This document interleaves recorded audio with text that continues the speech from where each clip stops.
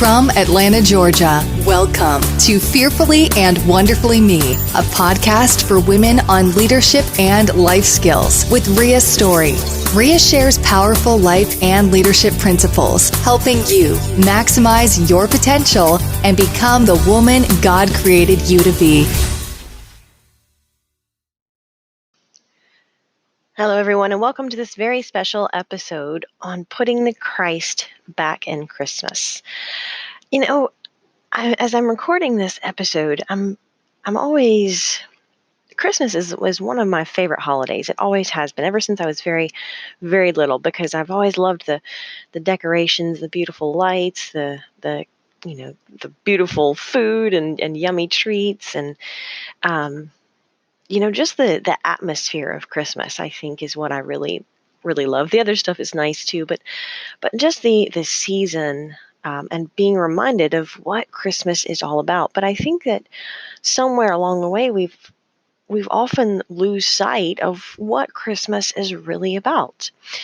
And, it's easy to get caught up in the pressures and the stress of Christmas. We feel pressured to decorate our houses, and we spend hours and hours and quite a lot of money sometimes putting up lights and Christmas trees and, festive decorations. And that's not a bad thing at all. But sometimes we don't enjoy doing that. And doing it when we don't enjoy it can create a stress in our life. Or maybe we feel pressured to attend every single holiday party that we're invited to. And we're like tired and exhausted. I know if you've been like me, you've had that situation where you're just tired and exhausted, and you're like, one more holiday party is just something that I'm not going to truly enjoy. But you find yourself going anyway. And then it becomes a source of stress instead of a season of celebration. Or maybe it's getting together with a family dinner, and sometimes family dinners can be challenging because, maybe everyone's talking and nobody's really listening, and so there's no meaningful conversation behind the celebration, or whatever it is. There's many different ways that Christmas can be stressful for us. Maybe it's financial. Maybe we feel pressured to give everybody gifts and search for the right gift. And I saw a segment on the news the other day where Christmas or stores were open until like 6 o'clock last night for last minute shoppers.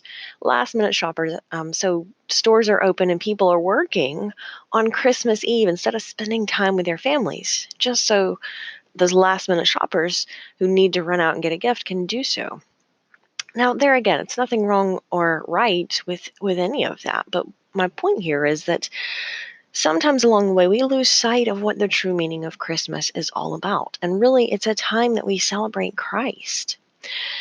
Through this, I'm reminded of the story of when the angel appeared to Mary.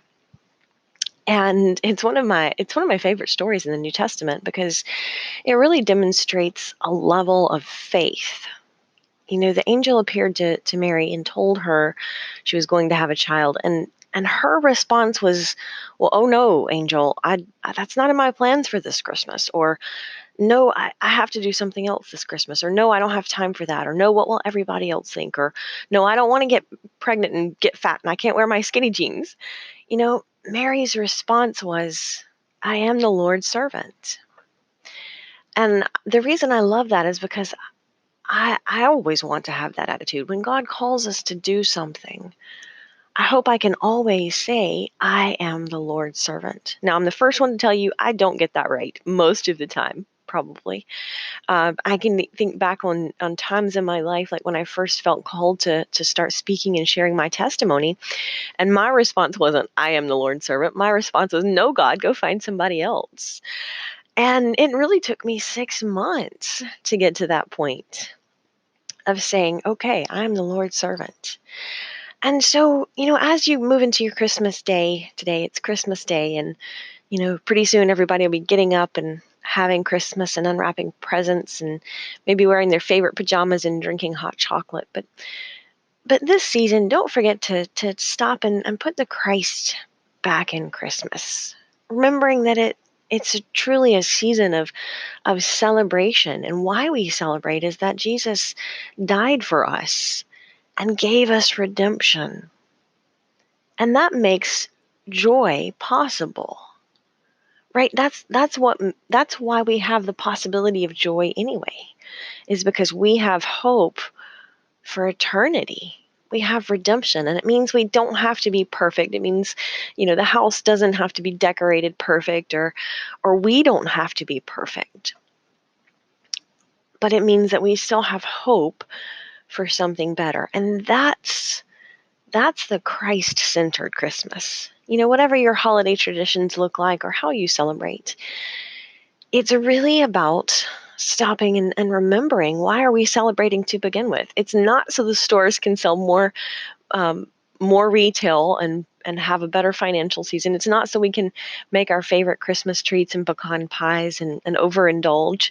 It's not even really so that we can get together with friends and loved ones, but it really is a time of remembrance and remembering why we're joyful to begin with. So I challenge you, as you go through your day to day, to just to stop and reflect for a few minutes on the real reason that we're celebrating to begin with. Why do we spend this whole month thinking about Christmas? And stop and remember the real season behind that. Now, a couple of good ways to do that: just make your Christmas a little more meaningful. If you are into giving gifts, then that's okay. Give gifts, but maybe stop and think about what makes this gift special. It's not about buying the biggest gift or the most expensive gift, but giving a gift that means something.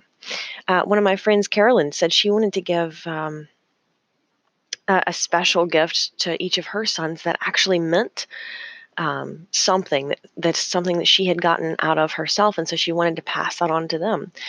My friend Sarah had one of her old family recipes actually embroidered on a piece of fabric, and had that framed in a shadow box and presented that to each of her parents. So, if you're going to give gifts, give gifts that have meaning, that have sentiment.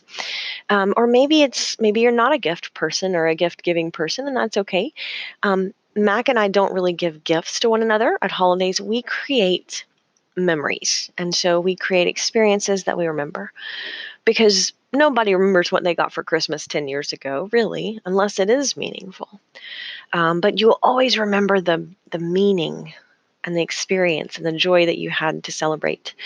I remember one Thanksgiving that was pretty memorable, as we all got together and we got this table runner, and everybody got a different color marker, and we just all sat around the table, and everybody got to write down a sentence or a Bible verse or a phrase that meant something to them.